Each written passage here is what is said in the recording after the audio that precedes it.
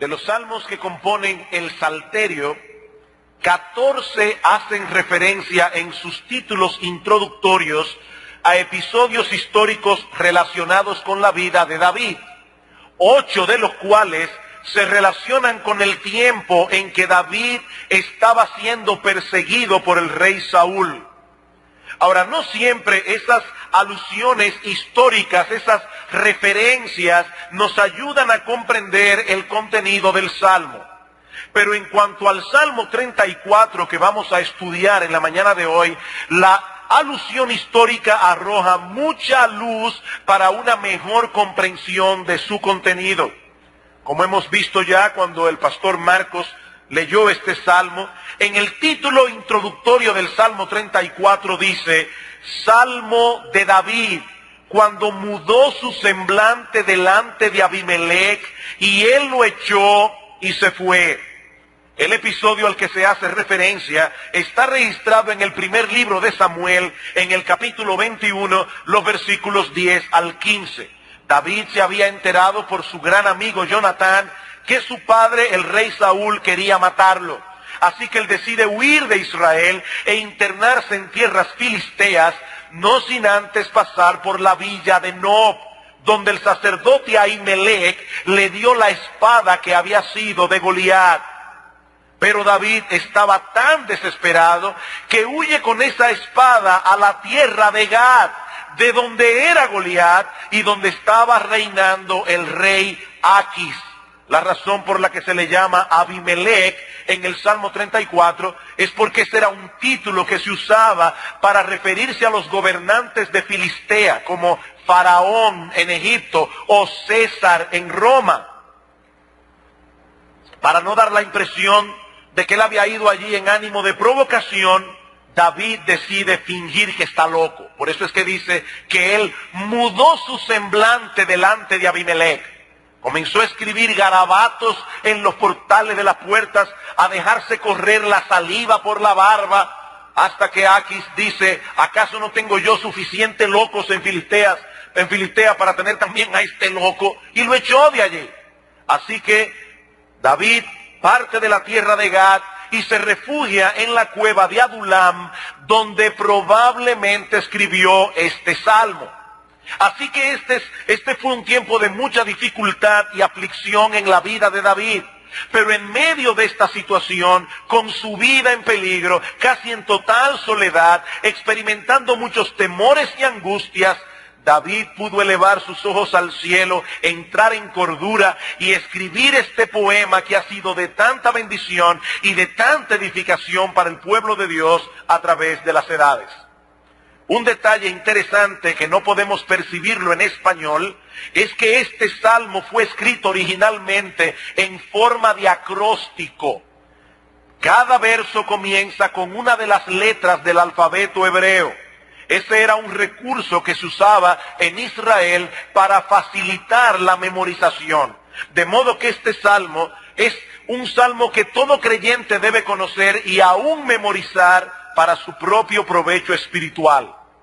Nosotros podemos dividir su contenido en 4 estrofas, que podemos recordar con 4 palabras claves: adoración, testimonio, instrucción y estímulo. Adoración, testimonio, instrucción y estímulo. Veamos en primer lugar la adoración de David en los versículos 1 al 3. Bendeciré a Jehová en todo tiempo. Su alabanza estará de continuo en mi boca. En Jehová se gloriará mi alma, lo oirán los mansos y se alegrarán. Engrandeced a Jehová conmigo y exaltemos aún su nombre. Un siervo de Dios resalta 6 aspectos que se hacen evidentes en esta estrofa sobre la vida de adoración del rey David. En primer lugar, es una adoración voluntaria. Bendeciré a Jehová en todo tiempo. A pesar de las dificultades por las que él estaba atravesando en ese momento, David tomó una determinación: voy a bendecir a Dios, voy a alabar a Dios, voy a exaltar la gloria de Dios, porque independientemente de lo que esté ocurriendo a mi alrededor, independientemente de los temores de mi corazón, Él sigue siendo digno de alabanza, Él sigue siendo confiable. Queridos hermanos, nosotros no podemos dejar nuestras vidas en manos de nuestras emociones. Dios nos dio una voluntad. Dios nos dio una capacidad de autodeterminación. Y esa voluntad debe ser guiada, debe ser gobernada por nuestro pensamiento, por nuestro entendimiento, no por nuestros sentimientos. Así que independientemente de cómo nos sintamos en una situación particular, la verdad de Dios sigue siendo verdadera. Y es en base a esa verdad que nosotros debemos mover nuestra voluntad, independientemente de nuestros sentimientos. El entendimiento de la verdad revelada de Dios debe mover nuestra voluntad. David había decidido alabar y proclamar la gloria de Dios. ¿Basándose en qué? En lo que él conocía acerca de su persona. Ni la ira de Saúl, ni la amenaza del rey Aquis habían cambiado un ápice los atributos de Dios. Mis hermanos, Dios es glorioso y Dios seguirá siendo glorioso por los siglos de los siglos. Y es basados en esa realidad que nosotros debemos tomar la misma determinación que tomó el rey David. En segundo lugar, y por esto mismo que acabamos de decir, era una adoración constante. Era una adoración voluntaria, era una adoración constante. Bendeciré a Jehová en todo tiempo. Es decir, en cualquier situación, en cualquier circunstancia, en tiempo de escasez, en tiempo de abundancia, en tiempo de alegría, en tiempo de aflicción. Ahora, debo aclarar que eso no quiere decir que los cristianos son inmunes al dolor. O lo que es peor aún, que nosotros los cristianos somos masoquistas, que nos gusta sufrir. No, pero el cristiano sabe que Dios está en control. El cristiano sabe que las aflicciones que Él permite que lleguen a nuestras vidas, a final de cuentas, serán para su gloria y para nuestro bien. Por eso es que dice el apóstol Santiago en su carta: hermanos míos, tened por sumo gozo cuando os halléis en diversas pruebas. ¿Y cómo uno puede tener por sumo gozo el hallarse en diversas pruebas? Santiago sigue diciendo: sabiendo que la prueba de vuestra fe produce paciencia, la paciencia un carácter aprobado, etcétera. Hermanos, no es que nosotros nos gozamos en el dolor, no es que nosotros nos gozamos en el sufrimiento, es que nosotros sabemos que ese sufrimiento tiene un propósito. Dios está haciendo algo en nuestras vidas. Es en base a esa realidad que el apóstol Pablo dice en 1 Tesalónica capítulo 5 versículo 18, dad gracias ¿en qué? En todo, porque esta es la voluntad de Dios. Dad gracias en todo. En tercer lugar, no solamente era una adoración voluntaria, era una adoración constante, también era una adoración verbal. Bendeciré a Jehová en todo tiempo, su alabanza estará de continuo en mi boca. Ya sea hablando o cantando, David había hecho el compromiso de alabar a Dios audiblemente. Yo voy a proclamar la gloria de Dios. Yo voy a dar a conocer los atributos de Dios, las obras de Dios, para que todo el mundo me escuche. Con mi boca alabaré. Y hermanos, yo no creo que David se está refiriendo aquí a ese murmullo que algunos hacen cuando están cantando en la iglesia. Ni mucho menos a esos hermanos que en medio de una oración o en medio de un canto dicen amén. No, hermanos, una de las cosas que me llama más la atención en el libro de Apocalipsis es cuando se describe la alabanza de los ángeles y de la iglesia en el cielo. Una de las cosas que se dice siempre en Apocalipsis acerca de la alabanza de los ángeles y de los creyentes en el cielo es que lo hacen a gran voz. A gran voz. Apocalipsis capítulo 5. Apocalipsis capítulo 5, Versículo 11, y miré y oí la voz de muchos ángeles alrededor del trono, y de los seres vivientes, y de los ancianos, y su número era millones de millones, que decían a gran voz: el cordero que fue inmolado es digno de tomar el poder, las riquezas, la sabiduría, etcétera. Apocalipsis capítulo 7, versículo 9. Después de esto miré, y he aquí una gran multitud, la cual nadie podía contar, de todas naciones y tribus y pueblos y lenguas, que estaban delante del trono y en la presencia del Cordero, vestidos de ropas blancas y con palmas en las manos, y clamaban a gran voz, diciendo: la salvación pertenece a nuestro Dios. Apocalipsis capítulo 14, versículo 6. Vi volar por en medio del cielo a otro ángel que tenía el evangelio eterno para predicarlo a los moradores de la tierra, a toda nación, tribu, lengua y pueblo, diciendo a gran voz: temed a Dios y dadle gloria. Y pueden ver lo mismo en Apocalipsis capítulo 19, versículos 1 y 6. Es una adoración audible, es una adoración no hecha con timidez, sino a gran voz. En cuarto lugar, era una adoración genuina, enfocada en la exaltación de la gloria de Dios y nada más. ¿Qué dice David? Su alabanza estará de continuo en mi boca, pero también en Jehová se gloriará mi alma. La alabanza que salía de su boca era un reflejo de lo que estaba realmente en su corazón. ¿Y qué es lo que David tenía en su corazón? Admiración y sobrecogimiento por la grandeza de Dios. En Jehová se gloriará mi alma. Esa palabra que se traduce allí como gloriarse, se usa también en otros lugares con la connotación negativa de jactarse, alardear, hacer un despliegue de nuestras propias virtudes y nuestras propias capacidades. Ese es otro de esos defectos del carácter humano que nos resultan sumamente odiosos cuando los percibimos en otros. Pocas cosas pueden ser tan fastidiosas y desagradables como estar delante de un individuo fanfarrón y jactancioso. ¿Verdad, hermanos, que eso es desagradable? Una persona que solo se alaba a sí misma, una persona que vive comentando todo lo que hace y dándose coba él mismo. Pero ¿saben qué, mis amados hermanos? Nosotros debemos reconocer con tristeza que la tendencia de nuestro corazón es a buscar nuestra propia gloria. Algunos lo hacen abiertamente y caen mal. Otros podemos ser más sutiles y hacerlo en una forma más astuta.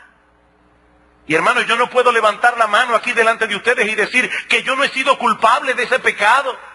Pero David había tomado la determinación de luchar conscientemente contra esa tendencia del corazón humano.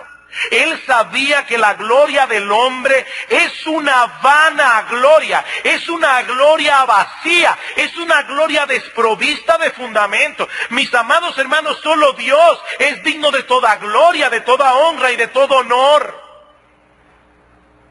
¿Qué dice Pablo en 1 Corintios capítulo 4, versículo 7? ¿Qué tú tienes que tú no hayas recibido? Y si lo recibiste, ¿por qué te glorías como si no lo hubieras recibido? Aquí tenemos a este individuo, acaba de recibir una herencia de $2 millones y ahora anda por ahí haciendo creer a todo el mundo que él es un gran administrador. No, que tú tienes que tú no hayas recibido. Y si lo recibiste, mi amado hermano, ¿por qué te glorías como si no lo hubieras recibido? En el año 1808, un año antes de la muerte del compositor Joseph Haydn, se hizo una presentación en Viena de su oratorio La Creación. El mismo compositor asistió, pero estaba tan viejo y tan débil que tuvo que ser llevado en silla de ruedas.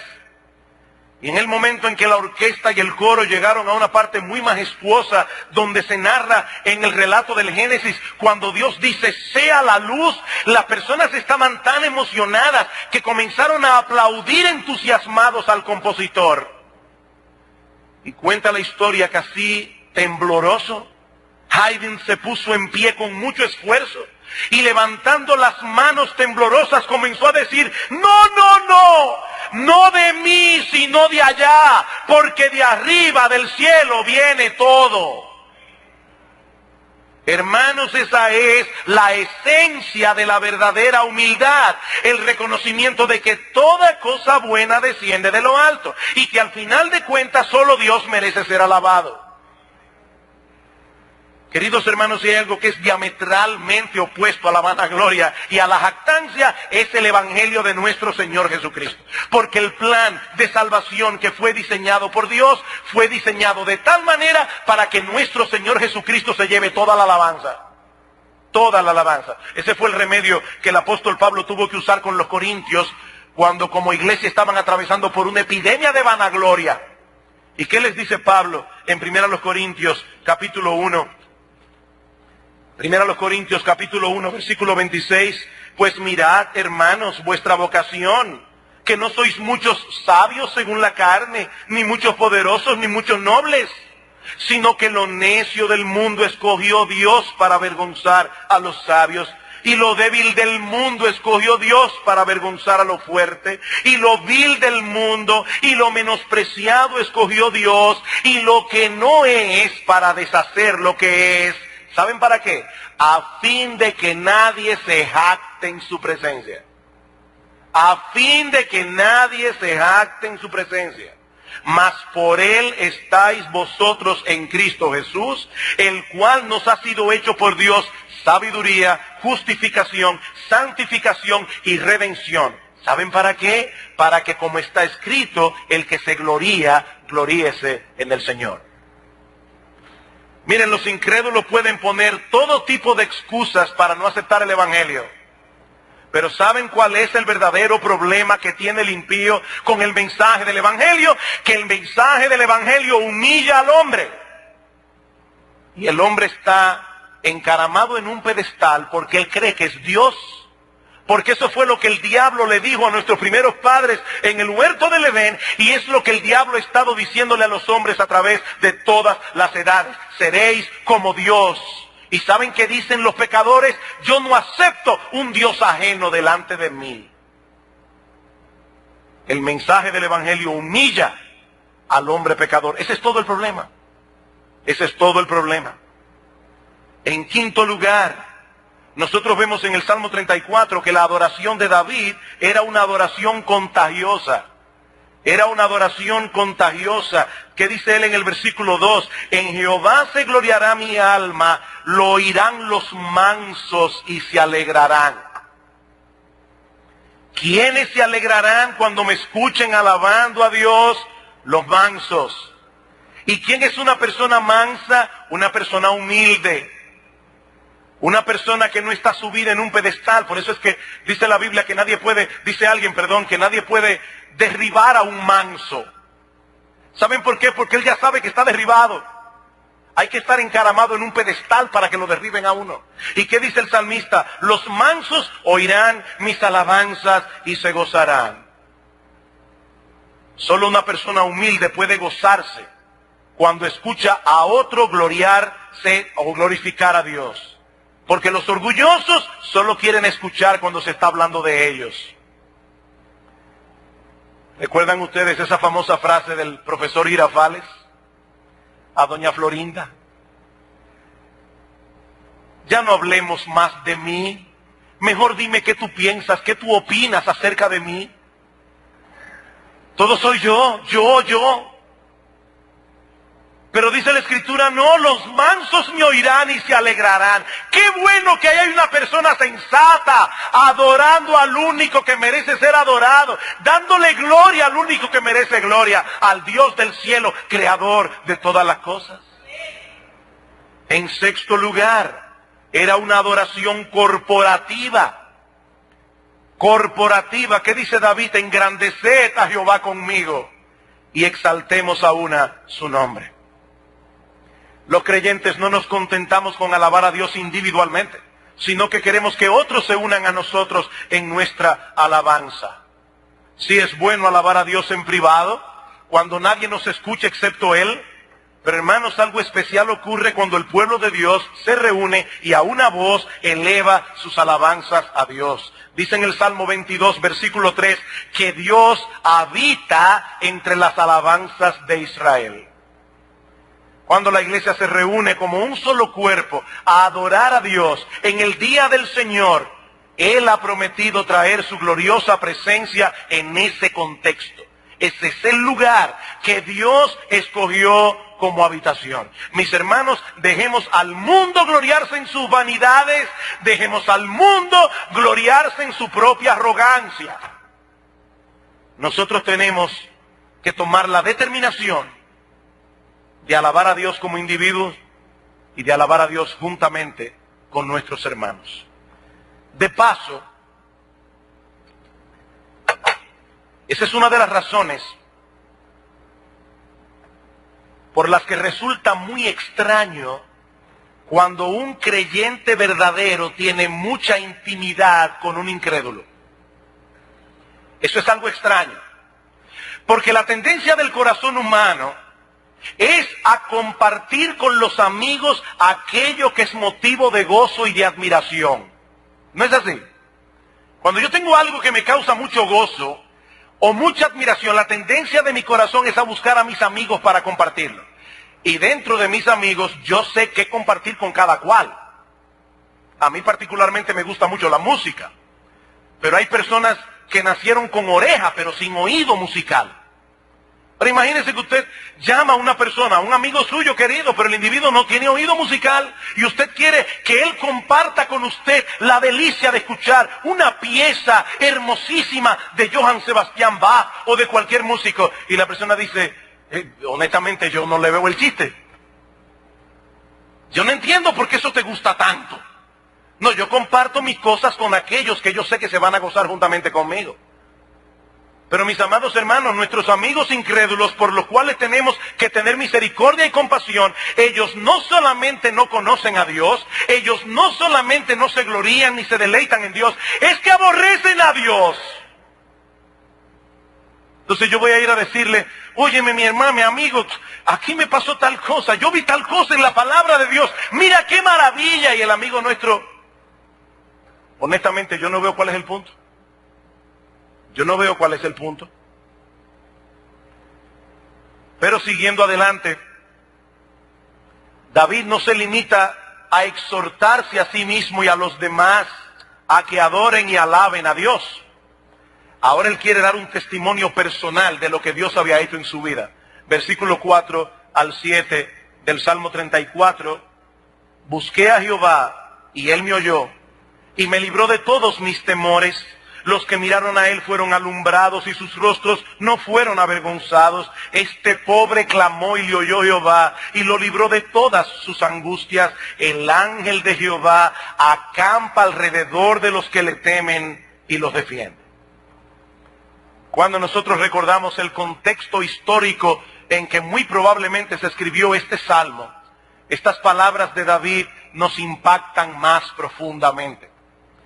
David estaba solo, como hemos visto ya, su vida corría peligro. Es por eso que él se refiere a sí mismo en el versículo 6 como un hombre pobre. Este pobre clamó y le oyó Jehová. Y esa es una palabra que sugiere miseria, abatimiento, opresión. Describe ese tipo de situación en la que ya no nos quedan recursos propios para salir adelante en medio de nuestros problemas. Por eso dice un comentarista, este es un salmo para todos los que están solos y destituidos. Para ti, si no posees nada en absoluto o ni siquiera tienes la certeza de que vivirás por mucho tiempo más. Es para personas que se encuentran a sí mismos en un punto muy bajo de sus vidas. Es para ti cuando todo parece que está en tu contra. Este salmo es para ti. Mis amados hermanos, es en medio de situaciones como estas que Dios manifiesta su poder en favor de sus hijos. Noten la secuencia de David en esta estrofa. Primero viene el problema, todos los temores y angustias se desatan en el corazón de David, como él mismo reconoce en el versículo 4. Pero luego David reacciona y clama a Dios en oración. Versículo 4, una vez más. Este pobre clamó, busqué a Jehová, y él me oyó y me libró de todos mis temores. Versículo 6, este pobre clamó y le oyó Jehová y lo libró de todas sus angustias. Su oración es respondida. David es librado, no solo en el sentido de que Dios le preservó la vida, sino también en el sentido de que Dios trajo paz a su corazón angustiado. Dios lo libró de todos sus temores, Dios lo libró de todas sus angustias. Y finalmente David experimenta el gozo de saber que su vida está en las manos de un Dios amante y todopoderoso. Versículo 5, los que miraron a él fueron alumbrados y sus rostros no fueron avergonzados. Es interesante que esa expresión, sus rostros fueron alumbrados, se usa en Isaías capítulo 60, versículo 5, para describir el rostro de una madre que repentinamente encuentra a sus hijos que ha dado por perdidos. Yo no sé cuántos de ustedes han pasado por esa experiencia. Están en un centro comercial y de repente el muchachito no aparece por parte. Como me decía alguien, no me acuerdo quién fue que me contó recientemente que habían llevado a un niño a una tienda, la mamá comenzó a probarse unas ropas y de repente el bebé no aparecía por ningún lado. Comenzaron a buscarlo por toda la tienda. Empezaron a poner anuncios por los altoparlantes. Increíblemente, ¿saben dónde estaba el niño? Se había quedado dormido en el piso y una de las piezas de ropa que habían tirado lo había ocultado por completo.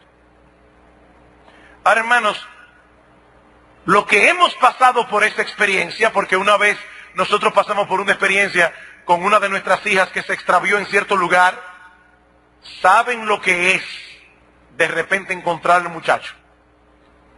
El rostro de repente se ilumina, es algo que yo no lo puedo explicar. Bueno, eso es exactamente lo que está diciendo David aquí. Los que miraron a él fueron alumbrados. Sus rostros muestran claramente el gozo de haber sido oídos por Dios. Ahora, mis hermanos, yo quiero que noten que las circunstancias de David no cambiaron de inmediato.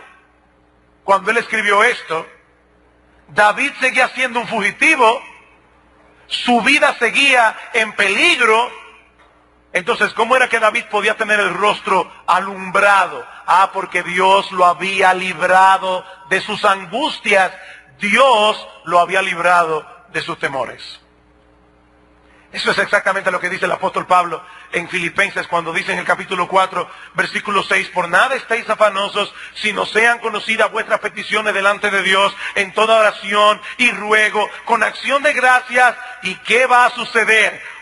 Que todos tus problemas se van a resolver. En tu cuenta de bancos aparecerá exactamente la misma suma que tú debes. Milagrosamente, tu esposo inconverso se va a convertir. Tu salud va a ser de hierro. No. Y la paz de Dios, que sobrepasa todo entendimiento, guardará vuestros corazones y vuestros pensamientos en Cristo Jesús. Queridos hermanos, Dios no nos ha prometido una vida libre de problemas. Nosotros vivimos en un mundo caído, en un mundo maldito por el pecado, y nadie puede escapar de las consecuencias de vivir en un mundo así, ni siquiera los cristianos. Pero Dios sí ha prometido guardar en perfecta paz a aquel cuyo pensamientos en Él persevera, sin importar cuán difícil sea la situación. Más aún, Dios también ha prometido actuar a favor de su pueblo, y en el momento preciso, mi hermano, Él puede decir la palabra y puede librarte de la aflicción misma. Pero mientras estés metido en el horno de aflicción, recuerda que Él usará las dificultades para seguir puliendo tu carácter a la imagen de Cristo. Eso es lo que dice el apóstol Pablo en esa gran promesa de Romanos capítulo 8, versículo 28. a los que aman a Dios, todas las cosas les ayudan a bien. Esto es, a los que conforme a su propósito son llamados. ¿Y cuál es ese bien? ¿Un buen carro, una buena casa? Como decía una persona, a mí, yo creo que la felicidad la dan las cosas pequeñas, una pequeña mansión, un pequeño yate, una pequeña fortuna. No, pero no es de eso que el apóstol Pablo está hablando aquí. Sigue diciendo Pablo, porque a los que antes conoció, también los predestinó para ser hechos conformes a la imagen de su Hijo. He ahí el bien. He ahí el bien. Alguien le preguntó una vez a Miguel Ángel cómo él podía tallar estas figuras tan extraordinarias. Él estaba tallando un caballo de una piedra de mármol y dice, es muy fácil. Yo tomo la piedra, tomo el cincel y le quito todo lo que no se parece al caballo. ¿Saben una cosa, mis amados hermanos? Eso es exactamente lo que el Señor está haciendo con cada uno de nosotros. Él tiene un cincel en su mano y nos está quitando todo lo que no se parece a Jesucristo. Porque Él quiere para nosotros el mayor bien. ¿Y saben cuál es el mayor bien? No es una vida libre de problemas, no es una cuenta en Suiza. El mayor bien es tener el carácter del hombre perfecto. Y el hombre perfecto es Jesucristo nuestro Señor. Ese es el bien. Amados hermanos, Dios cuida de los suyos. Aún en aquellos momentos en que nosotros no lo percibimos por ningún lado, dice David en el versículo 7, el ángel de Jehová acampa alrededor de los que le temen y los defiende, sea que nosotros estemos apercibidos o no de esa realidad, de la cercanía del ángel de Jehová. Mis amados hermanos, Dios ha prometido poner a nuestro alrededor una muralla de protección. ¿Recuerdan ustedes ese famoso incidente en la vida de Eliseo, cuando él estaba con su siervo en Dotán y el rey de Asiria lo sitió? Y el siervo de Eliseo le decía, ¡ay, Señor mío, ¿qué haremos? ¿Y qué le responde Eliseo? No te preocupes, mayor es el ejército que está con nosotros que el que está con ellos. Y dice la Escritura que Eliseo oró, Señor, abre los ojos de mi siervo para que vea. Y dice que de repente el siervo de Eliseo vio carros de fuego rodeando al ejército de los sirios. Eso fue exactamente lo que David experimentó en la cueva de Adulam. Por un momento dado perdió el foco, pero cuando David llegó a la cordura, recordó la promesa de Dios. No, Dios está aquí. Dios está aquí rodeando la cueva y cuidando de mí. Ahora noten, hermanos, que este texto en el Salmo 34 no se limita a David, ni se limita al pueblo de Israel en el antiguo pacto. La declaración del Salmo es más universal. El ángel de Jehová acampa alrededor de los que le temen y los defiende. ¿Tú eres temeroso de Dios? Confía en esa promesa. Confía en esa promesa. ¿Quién es el ángel de Jehová? Bueno, muchos estudiosos de las Escrituras entienden, y con sobradas razones, que se trata de una manifestación preencarnada de la segunda persona de la Trinidad. ¿Por qué? Porque en muchos pasajes del Antiguo Testamento, como en Génesis 16, nosotros vemos que se le atribuyen a ese ángel características divinas. Y muchas veces su nombre se intercambia con el de Jehová. Ahora, por supuesto, los escritores del Antiguo Testamento no pudieron comprender la doctrina de la Trinidad con la misma claridad con que nosotros lo entendemos hoy con la revelación del Nuevo Testamento. Pero el Dios que se revela en las Escrituras, tanto en el Antiguo como en el Nuevo Testamento, es un Dios que subsiste en tres personas. Y una de las personas de la Trinidad, Dios el Hijo, se encarnó para llevar a cabo la redención de su pueblo. Y ese Dios encarnado, nuestro Señor Jesucristo, prometió estar con los suyos todos los días hasta el fin del mundo. ¿Podemos nosotros hoy decir, el ángel de Jehová acampa alrededor mío y me defiende? Sí, mis hermanos, podemos decir exactamente lo mismo. Es por eso que nosotros podemos bendecir a Jehová en todo tiempo. En todo tiempo. Porque sabemos que Él nos ama. Sabemos que Él cuida de nuestras almas. De no haber sido por su amor y su cuidado, hace mucho tiempo que nos habríamos alejado de Él. Mi hermano, déjame decirte algo. Cuando la Biblia dice que Dios nos defiende, otra vez, Él no está hablando necesariamente de una vida libre de problemas.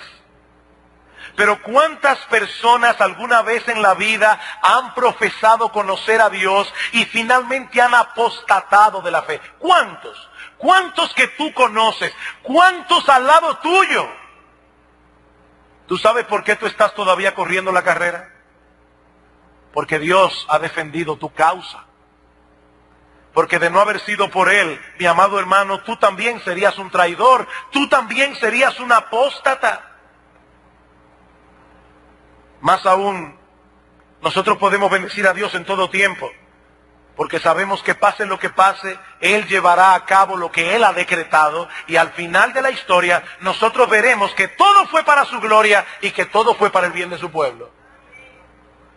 Pero ahora David quiere que otros experimenten lo que Él ha experimentado en su relación con Dios, y eso nos lleva a nuestro tercer encabezado. Ya vimos la alabanza de David, ya vimos el testimonio de David. Veamos en tercer lugar la instrucción de David. Versículo 8 al 10 del Salmo 34. Gustad y ved que es bueno Jehová. Dichoso el hombre que confía en Él. Temed a Jehová vosotros sus santos, pues nada falta a los que le temen. Los leoncillos necesitan y tienen hambre, pero los que buscan a Jehová no tendrán falta de ningún bien. Qué interesante que David haya usado aquí la figura del gusto para hablar de nuestra relación con Dios. Él pudo haber dicho, pensad y ved que es bueno Jehová. Él pudo haber dicho, meditad y ved que es bueno Jehová. Pero en cambio nos dice, gusten de Él y verán que es bueno Jehová y que es dichoso el hombre que en Él confía. ¿Saben por qué David usó la figura del gusto? Porque la relación con Dios es placentera y porque la relación con Dios es enriquecedora. Deleita nuestro paladar espiritual y alimenta y fortalece nuestras almas. Mi amigo, déjame decirte algo. El pastor Marcos lo dijo cuando estaba dirigiendo los himnos. No existe nada en el mundo que pueda compararse con la experiencia de conocer a Dios, tener intimidad con Él y tener a Jesucristo como nuestro amigo y Salvador. Y aunque nosotros los creyentes podemos hacer el intento de explicar con nuestro limitado vocabulario lo grandioso y extraordinario que es conocer a Dios, tener comunión con Cristo, hermanos, amigos, siempre nos quedaremos muy cortos. Eso pasa con muchas cosas. Trata de explicarle a una persona lo bueno que es comerse un mango manilejo. Mire, usted puede buscar muchísimas cosas y muchísimas figuras, pero a la larga, ¿saben lo que sería más eficaz? Ven y cómete uno para que tú veas. ¿Recuerdan ustedes cuando Andrés fue a llamar a Natanael y le dice, mira, hemos hallado al Mesías, a Jesús de Nazaret? Y le dice Natanael, Nazaret. Y de Nazaret puede salir algo bueno. Nazaret tenía muy mala fama. ¿Qué le dice Andrés? Ven y ve. Ven y ve. Ven, compruébalo tú mismo. Pues yo te digo a ti que estás sin Cristo aquí en esta mañana. Esa es mi invitación, ven y ve. Ven y ve. Gustad y ved que es bueno el Señor. Qué cosa tan gloriosa y maravillosa es el conocimiento de Dios. Y todo lo que implica ese conocimiento, el hecho de conocer lo que Él ha revelado de sí mismo en su palabra, eso es maravilloso. El hecho de conocer su revelación, todos los intríngulis, todas las conexiones de la Biblia es un libro fantástico. El hecho de poder conocer por medio de la Biblia cuál es el propósito de nuestra existencia, cómo debemos vivir en este mundo y saber con toda seguridad hacia dónde vamos el día que salgamos de aquí. Con toda seguridad, con toda certeza, yo no tengo la más mínima duda. Qué bueno es Jehová. El hecho de saber que Él envió a su Hijo a morir en una cruz por amor de pecadores. Que ese Dios ha perdonado todos nuestros pecados. Que ese Dios nos ha impartido el don de la vida eterna. El hecho de saber que ese Dios escucha nuestras oraciones. Qué cosa tan maravillosa. Que cuando nos postramos en nuestras habitaciones y decimos, Padre nuestro, que estás en los cielos, escucha mi clamor, el oído del Todopoderoso está atento a nuestra oración. Son todos esos bienes y muchos más que Él imparte a los suyos. Por eso es que dice en el versículo 11, los leoncillos necesitan y tienen hambre. Sí, ellos son los hijos del rey de la selva. Pero ni el león en la selva puede darle a un leoncillo todo lo que necesita. Nuestro Dios sí. Nuestro Dios sí.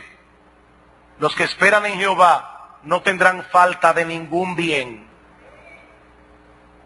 Es por eso que David exhorta a los suyos a poner atención a sus enseñanzas.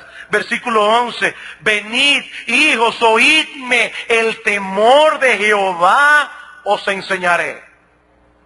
Un momento. Eso parece contradecir todo lo que él viene diciendo. Primero me invita a comprobar por mí mismo que Dios es bueno y que es dichoso el hombre que confía en Él. Y ahora me dice que quiere enseñarme a temerle a ese Dios. ¿Cómo podemos conectar una cosa con la otra? La conexión es muy simple y muy iluminadora también. El temor del que se habla aquí es ese sentido de asombro y de reverencia que debemos experimentar ante la presencia de un Dios tan glorioso, tan majestuoso, tan bondadoso, tan extraordinario como el nuestro. Ese temor, dice la Biblia, es el principio de la sabiduría. El ABC, la cosa más simple, más fundamental que debe conocer todo aquel que quiera ser sabio. Y ese temor se manifiesta en una vida de obediencia a la voluntad revelada de Dios. Vivir esa vida de obediencia es la experiencia más bienaventurada, más gratificante que puede vivir un hombre. En otras palabras, eso es vida en el más profundo y verdadero sentido de ese término. Versículo 12. ¿Quién es el hombre que desea vida? Que desea muchos días para ver el bien. Guarda tu lengua del mal, tus labios de hablar engaño. Apártate del mal y haz el bien. Busca la paz y síguela. ¿Saben lo que está haciendo David aquí? Contradiciendo la filosofía más básica del hombre. ¿Cuál es la filosofía del hombre en su pecado? Bueno, desde la tentación de nuestros padres en el huerto del Edén, el enemigo de nuestras almas ha querido convencer al hombre de que la verdadera felicidad solo se obtiene fuera de la voluntad de Dios. Pero ese es un terrible error. Ese es un engaño destructor. Nadie puede experimentar una vida bienaventurada viviendo de espaldas al Creador de la vida. Nadie. No solo porque es una locura ir en contra del manual del fabricante, y es por eso que toda la filosofía del mundo pueden decir lo que sea, pero cuando van a hablar de ética se la tienen que pedir prestada al cristianismo. Porque esa es la única vida que funciona. Ese es el manual del fabricante. Nadie puede tener una vida bienaventurada yendo en contra del manual, y mucho menos declarándole la guerra al Todopoderoso. Eso es un suicidio. Y eso es precisamente lo que David nos enseña en la última estrofa de este salmo, que veremos mucho más brevemente, versículo 15 al 22. Allí David nos provee un poderoso estímulo para tomar en serio su instrucción. Y su enseñanza básica es que lo que hace la diferencia entre una vida dichosa y una vida desgraciada es tener a Dios de nuestro lado o tenerlo en contra. Eso es lo que hace toda la diferencia. O tener a Dios de nuestro lado o tenerlo en contra. Versículo 15, los ojos de Jehová están sobre los justos y atentos sus oídos al clamor de ellos. Versículo 17, claman los justos y Jehová oye y los libra de todas sus angustias. Cercano está Jehová a los quebrantados de corazón y salva a los contritos de espíritu. Versículo 19 y 20, muchas son las aflicciones del justo, pero de todas ellas le librará Jehová. No es una vida libre de problemas. Él guarda todos sus huesos, ni uno de ellos será quebrantado. Versículo 22, Jehová redime el alma de sus siervos y no serán condenados cuantos en él confían. Esa es la versión antiguo testamentaria de Romanos 8:1. Ahora pues no hay ninguna condenación para los que están en Cristo Jesús. Pero ¿qué dice de los impíos? Versículo 16, la ira de Jehová está contra los que hacen el mal, para cortar de la tierra la memoria de ellos. Versículo 21, matará al malo la maldad, y los que aborrecen al justo serán condenados. Al malo lo matará su misma maldad. La pregunta que yo quiero que tú te hagas en esta mañana es, ¿en cuál de estos grupos estás tú en este momento? Porque no existe una tercera opción. Nosotros los hombres solemos dividir a la humanidad en categorías: pobres y ricos, blancos y negros, cultos e incultos, los que viven en el primer mundo y en el tercer mundo. La Biblia solo presenta dos categorías: los salvos y los perdidos. Los salvos y los perdidos. ¿En cuál de estos grupos estás tú? Si es en el grupo de los salvos, entonces, mi hermano, toma la misma determinación que tomó David en este salmo. La determinación de bendecir a Jehová en todo tiempo. La determinación de bendecir a Jehová en cualquier situación o circunstancia. Porque independientemente de lo que esté sucediendo a tu alrededor, nuestro Dios sigue siendo glorioso, nuestro Dios sigue siendo bueno, nuestro Dios sigue siendo confiable, nuestro Dios sigue siendo digno de alabanza. Bendeciré a Jehová en todo tiempo. Pero si estás en el grupo de aquellos que aún no han reconocido su pecado y no han venido a Cristo en arrepentimiento y fe, este es un buen momento para hacer la paz con Dios, descansando plenamente en la obra de redención que su Hijo llevó a cabo en la cruz del Calvario. No sigas en guerra con Dios. No cometas esa locura, porque créeme, tú no tienes el menor chance de salir victorioso en esa batalla. No tienes el menor chance. Nuestro Dios es el Todopoderoso. Nuestro Dios es Jehová de los ejércitos, Creador de los cielos y de la tierra. Ven a Cristo y ven hoy, antes de que sea demasiado tarde para ti.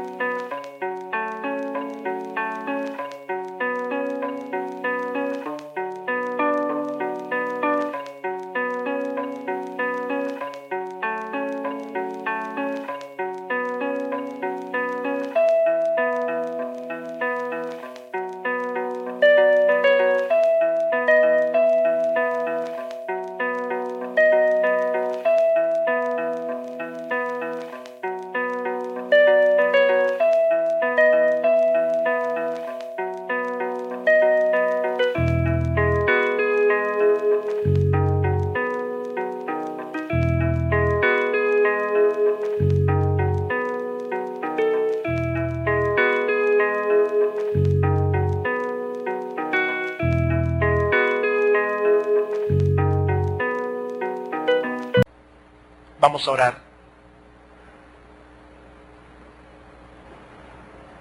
Padre, te damos gracias por tu bendita palabra.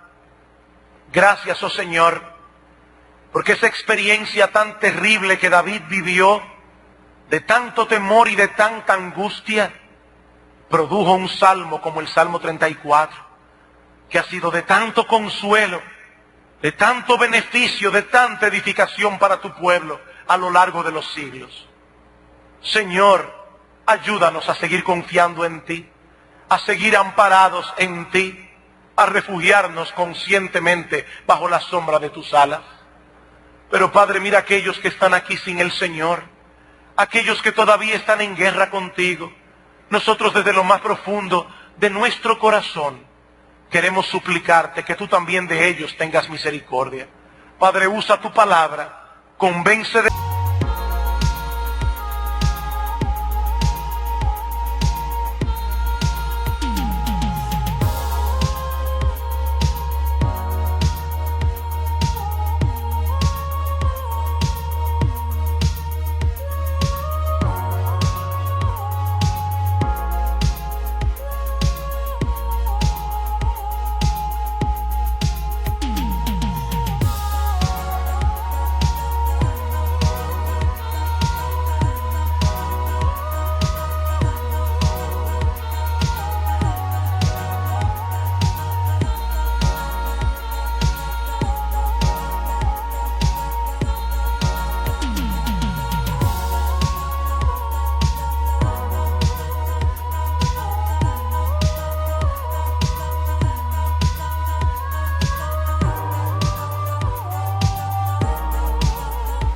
pecado, y que tu Espíritu les presente a Cristo como el Salvador que sus almas necesitan.